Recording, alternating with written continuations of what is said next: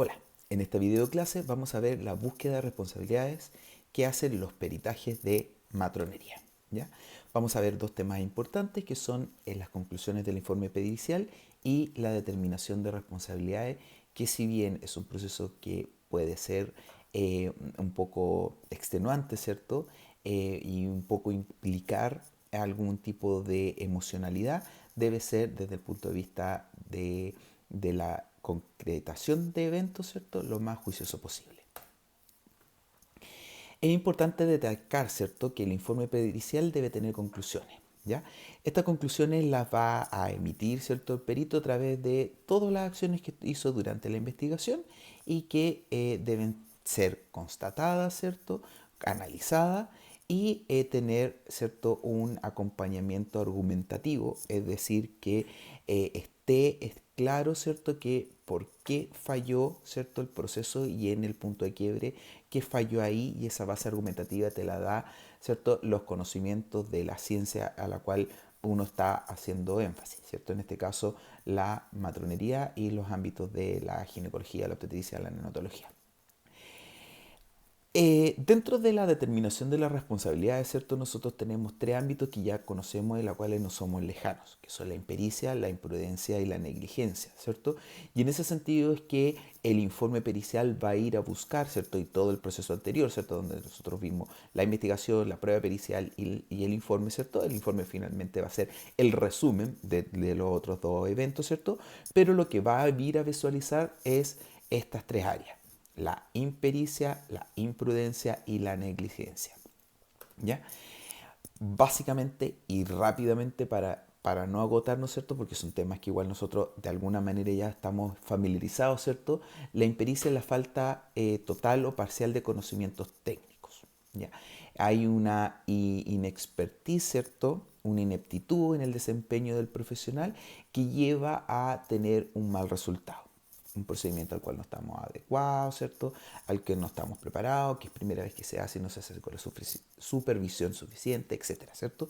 Impericial no tener las habilidades para poder nosotros hacer ciertas acciones en el ámbito de salud, en ese es el que estamos hablando y que nos vamos a nosotros a centrar, ¿ya? La imprudencia, ¿cierto?, es hacer alguna acción, ¿cierto?, que genere una consecuencia producto a la omisión, desde un punto de vista, ¿cierto? Esa es como o hacerlo sin medir las precauciones o sin medir las posibles consecuencias. ¿Ya?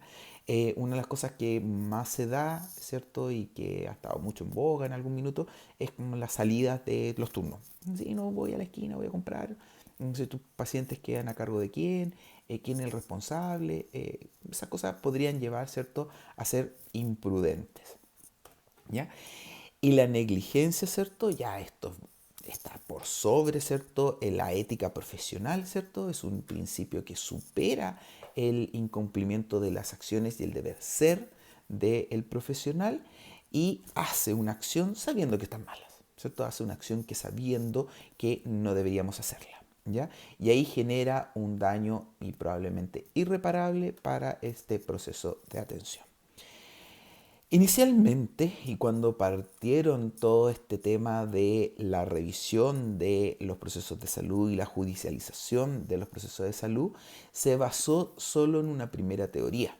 Esta primera teoría evaluaba y decía de que había solo un capitán de buque, que en este caso estaba representado por el médico jefe del turno principalmente, y que las responsabilidades iban 100% dirigidas a este personaje, porque todos los profesionales que circularon en el proceso de atención eran de algún modo eran actores, ¿cierto?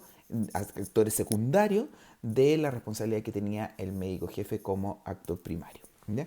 Esta fue una de las primeras teorías con que se planteó y que los jueces partieron haciendo evaluaciones de procesos procesos judiciales, ¿cierto?, en el área de salud, basándonos en esa teoría.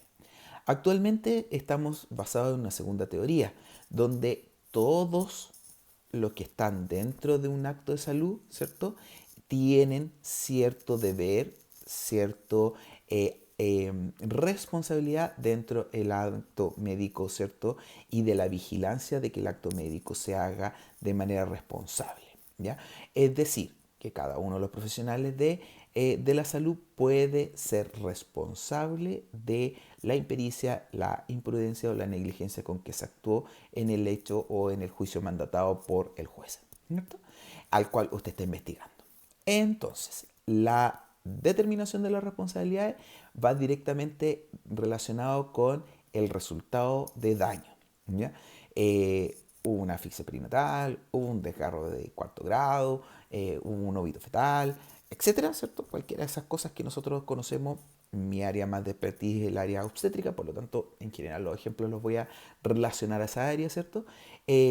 Pero busca, ¿cierto?, estas responsabilidades porque hubo acción u omisión, ¿cierto?, de algunos de los procesos que nosotros conocemos y sabemos que son necesarios para que nuestra actividad estén contenidos los riesgos, ¿ya? En las actividades en el área obstétrica, ¿cierto? Tiene el área de salud, no es una actividad que sea libre de riesgo. Siempre hay un riesgo asociado en la práctica clínica, ¿cierto? En la práctica profesional. Lo importante es que esté basado en el lex artis, ¿cierto? Y que estos tres ámbitos que se buscan, la impericia, la imprudencia y la negligencia, no estén, ¿cierto?, dentro del espíritu de las personas prestadores de salud, ¿ya? Es importante, ¿cierto?, que esto va paralelo al área judicial y el área judicial tiene ámbitos de acción, ¿cierto? Un área penal, un área civil y que busca sanciones, ¿cierto? Sancionar de alguna manera a quien cometió un error, ¿cierto? Y que ese error se cometió bajo estos tres ámbitos. Eso es importante, ¿ya? Si hay un error involuntario porque ocurrieron eventos que llevaron a ese error, ahí se ven los grados de responsabilidad. Pero lo que nosotros estamos buscando es que este error se llevó a cabo porque hubo una seguidilla de hechos de impericia, de negligencia, de imprudencia, ¿ya? Por lo tanto, la responsabilidad penal está basada directamente hacia sancionar principalmente con un tema privativo de libertad, ¿cierto? La responsabilidad civil está dirigida hacia la búsqueda de una indemnización monetaria, y en estos dos ámbitos es que el perito judicial debe estar claro y debe estar separado y absorto, ¿cierto?, a esa situación, ¿cierto?, y buscar, ¿cierto?, el mejor medio para poder sancionar, ¿cierto?, con su informe pericial. Importante, muy importante tener en claro cuando uno hace un informe pericial y busca las responsabilidades, que los equipos médicos tienen obligación de medios.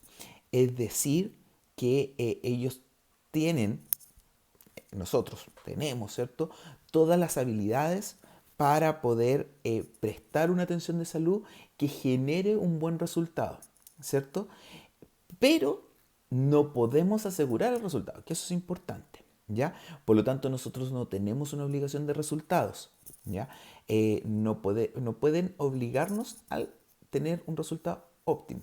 Por ejemplo, un paciente con un paro cardiorrespiratorio, un infarto agudo miocardio, ya está generado un daño, ¿cierto?, del paciente, y el resultado que nosotros podamos tener, ya sea la muerte cerebral, la conexión a ventilación mecánica o la reparación de la salud de manera espontánea, ¿cierto?, y importante y quedar en buenas condiciones, ese resultado nosotros no podemos asegurarlo.